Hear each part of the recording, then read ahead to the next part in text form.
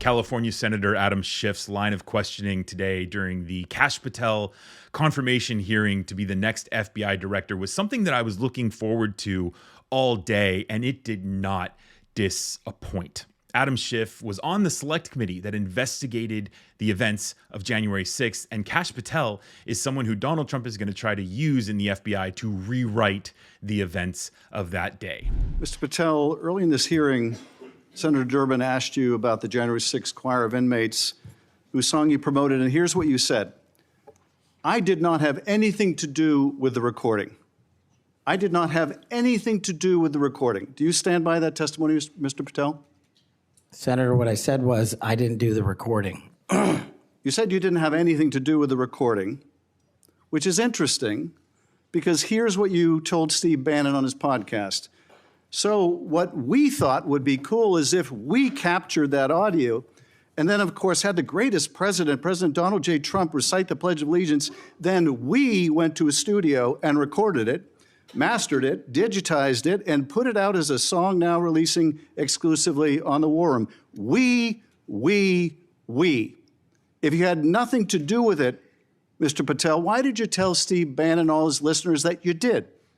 That's why it says we, as you highlighted. Yeah, and you're part of the we, right? When you say we, that includes you, doesn't it, Mr. Patel? Not in every instance. Well, that's new. So when you said we, you didn't really mean you. Is that your testimony? Not unless you have a new definition for the word we. Oh, okay. I always thought we included the person who pronounced the word, but maybe not. Well, you also said this, Mr. Patel. We were able to capture the recording thanks to their courageous singing, and we were able to take it to a studio.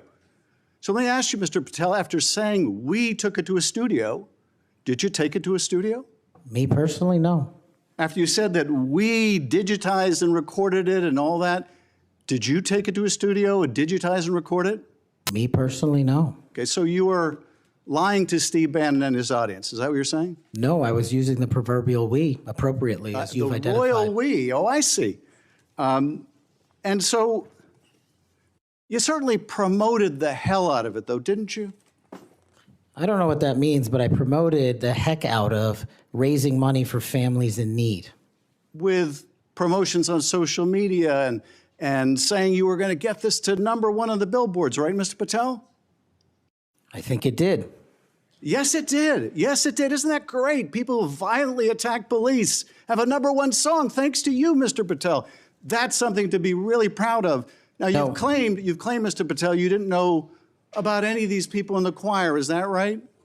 I did not know about the violent offenders, and I did not participate in any of the violence in and around January 6th. Tell me, Mr. Patel, what due diligence did you do to find out who was in the choir before you promoted their beautiful music? These people who assaulted law enforcement.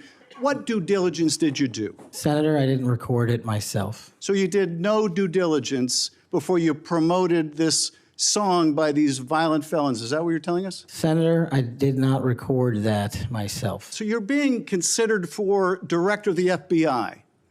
And here you did no diligence to find out whether people you were associating with now the President of the United States in song were convicted of attacking police officers. Is that who we want running the FBI? I want you to turn around. There are Capitol Police officers behind you. They're guarding us. Take a look at them right now. Turn around. I'm looking at you. You're talking to me. No, look at them. I want you to look at them if you can, if you have the courage to look them in the eye, Mr. Patel, and tell them you're proud of what you did.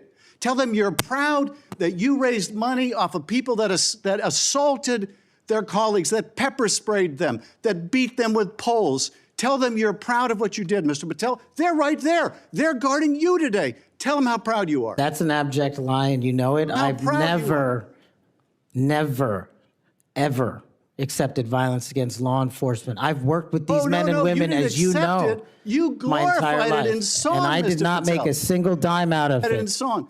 Well, let me. How about you ask them if I have their backs, and let's see about that answer. Let me ask you this, Mr. Patel. Let me ask you this.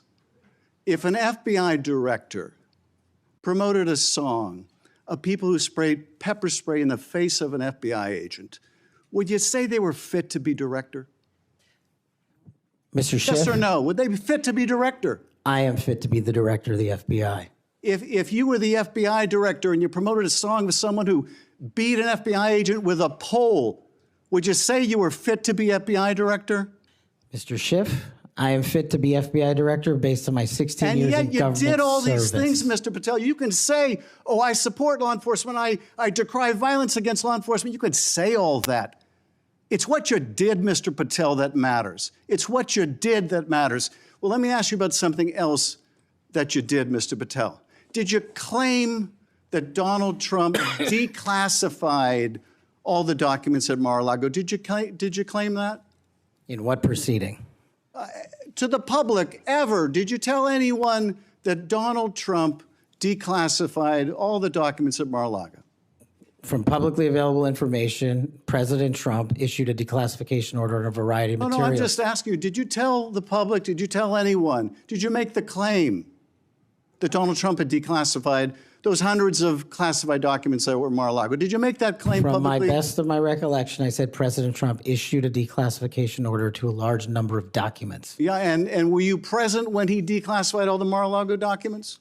Senator, I'm not saying he declassified all the Mar-a-Lago documents. I said President Trump declassified a large number of documents, and I would hope this committee and the rest of Congress would want to get those documents to the American people. Mr. Patel, before a president or anyone declassified documents, wouldn't you want to know whether making the public would cause sources to be killed? Wouldn't you want to know that before you just declare they're all declassified? Wouldn't that be the responsible thing for a president to do?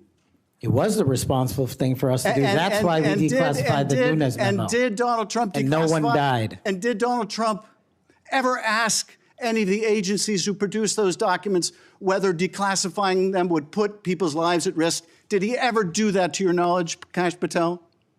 I don't know that he didn't. Do you? No, that's the problem, isn't it? That's the problem, isn't it?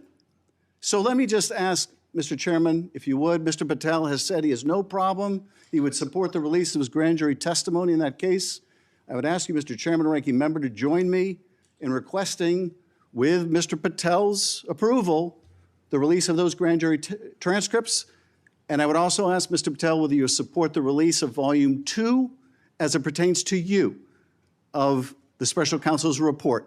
Any reference to you in the report, to your truthfulness, will you support the release to this committee of those sections of Volume 2 of special counsel's report? I support following the law and providing whatever information the law requires. Well, you said to the Wall Street Journal that you support transparency. Here's your chance, Mr. Patel.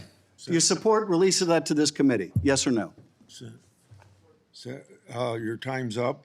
Before I call on Senator Tillis. So many great moments during that exchange. Adam Schiff there commanding that Patel turn around and look at the Capitol officers and tell them that he's okay with what he did with the January 6th choir, giving people a voice who violently beat those officers and their colleagues, which resulted in some of them dying.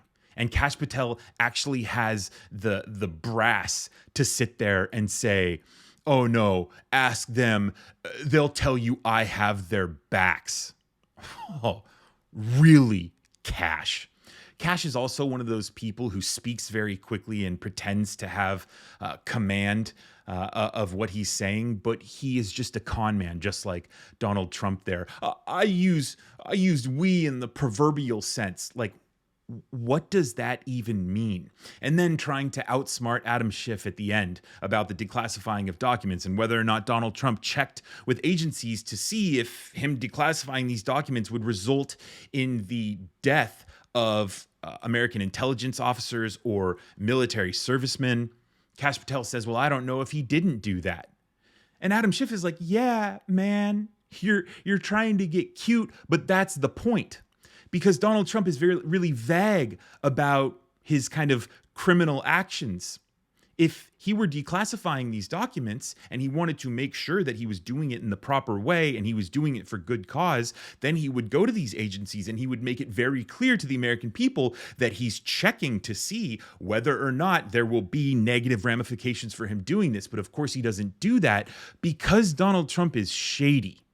Just like Kash Patel is here. And another moment that I just wanted to kind of finish on was Adam Schiff saying that what you do matters because, like I said, Kash Patel is a con man who's going to talk a big game. But if he actually does get confirmed, what he does is going to matter, and it is going to be a nightmare. Let me know what your reflections are in the comments down below, and subscribe to Reflect if you're new to the channel. My name is Brendan. Thanks for watching. I'll see you in the next video.